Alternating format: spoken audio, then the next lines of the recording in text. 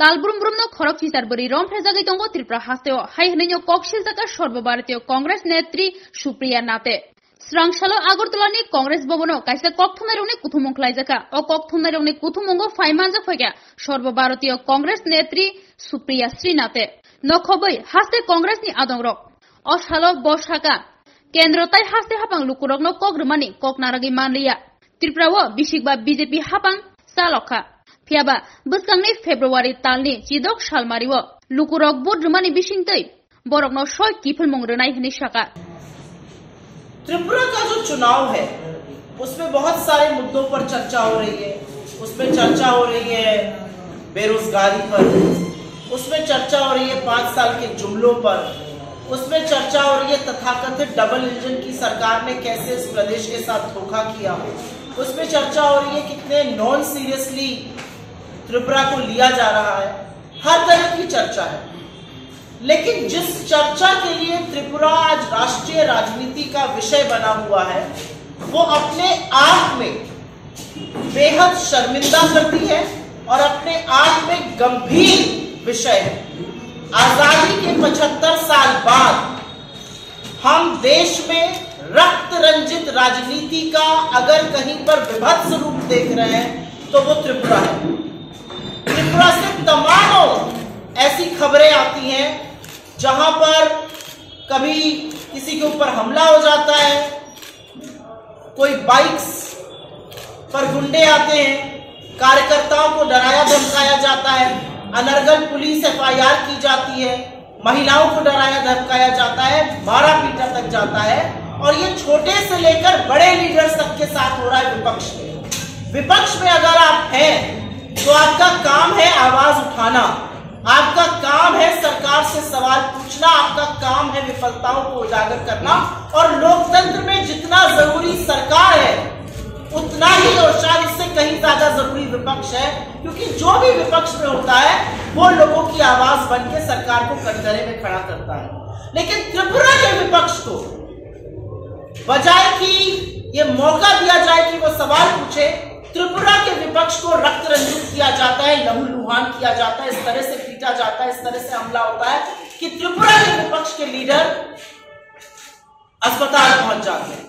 मैं 2-3 वाकया आपके सामने रखना चाहती हूं, आप इस बारे में कैलाशर डिस्ट्रिक्ट कांग्रेस प्रेसिडेंट का ऑफिस वैंडलाइज किया जाता है, कार तोड़ी जाती है, पत्थर फेंके जाते हैं।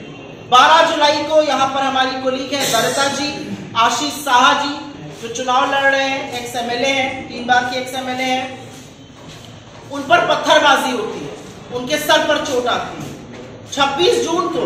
और ये वाकया आप सब लोगों ने कवर किया है, ये इस देश के लोकतंत्र पे बहुत बड़ा धब्बा है। 26 जून 2022 को बाई इलेक्शन हुआ था, उस बाई इलेक्शन में सुदीप जी जीते थे, लेकिन उनको ऊपर ऐसा जानलेवा हमला किया गया था कि उनके खून से उनकी पूरी शर्ट लथपथ थी। और वो जब हम लोगों ने दिल्ली में वो फोटो देखी तो हम लोगों को लगा कि देश के एक हिस्से में इस तरह की हिंसा राजनीति में कैसे हो सकती है। और ऐसे तमाम वाक्य हैं, 19 जून को हुआ, फरवरी में हुआ, तमाम वाक्य हैं। एक हिस्सा हिंसा का है जो राजनीतिक प्रतिद्वंदियों को के ऊपर हिंसा करी जा रही है, दूसरा हिस्सा जो हिंसा का है वो और भी ज्यादा शर्मनाक है। त्रिपुरा का नाम त्रिपुरेश्वरी देवी से आता है, और जो भी हमारे धर्म को मानता है वो ये जानता है कि यत्र नार्यस्तु पूज्यन्ते रमन्ते तत्र देवता।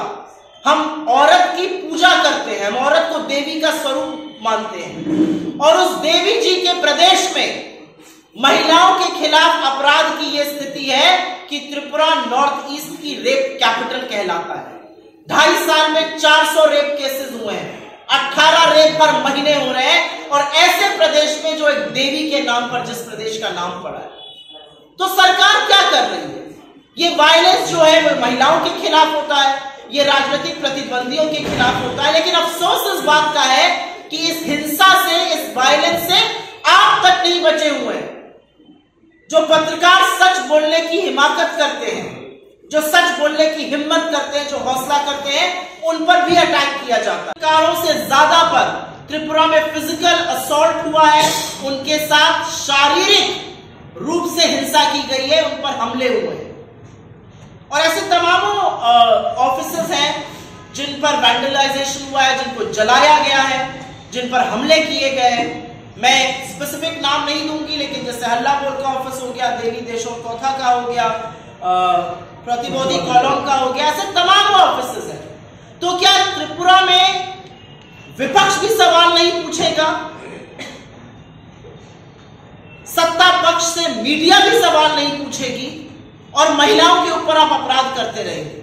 चुनाव के बहुत सारे मुद्दे, हम इस चुनाव में बहुत सकारात्मक तरीके से बिजली की बात कर रहे हैं, रोजगार की बात कर रहे हैं, डेवलपमेंट की बात कर रहे हैं, जुमलों से आजादी की बात कर रहे हैं। लेकिन सबसे बड़ी बात यह है कि किसी भी प्रदेश के विकास के लिए पहले वहां पर कानून व्यवस्था, शांति और अमन चैन का बना रहना बहुत जरूरी है। यहां पर सुशांत चौधरी जैसे मिनिस्टर्स हैं जिनकी प्रेजेंस में दूसरे एमएलए पर अटैक होता है। यहां पर पुलिस कस्टडी में रह रहे ऑपोजिशन के प्रतिद्वंदियों पर अटैक होता है। इसकी इजाजत एक सभ्य समाज, इसकी इजाजत एक लोकतंत्र कैसे दे सकता है? यह अपने आप में बहुत बड़ा सवाल है।